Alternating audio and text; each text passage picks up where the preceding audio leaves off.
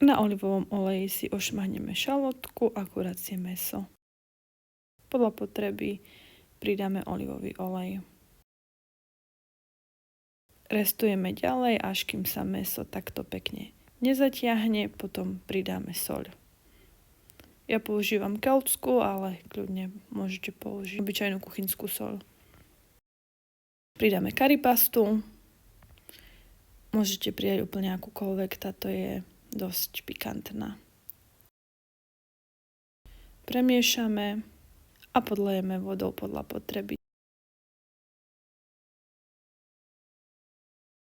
Pridáme kokosové mlieko a všetko poriadne premiešame, prikryjeme prikryvkou a necháme 10 minút prevrieť. Nakoniec prikryvku odkryjeme a necháme ešte chvíľku povariť, nech sa prebytočná voda odparí. Servírujeme s ryžou, konkrétne ja mám túto basmati.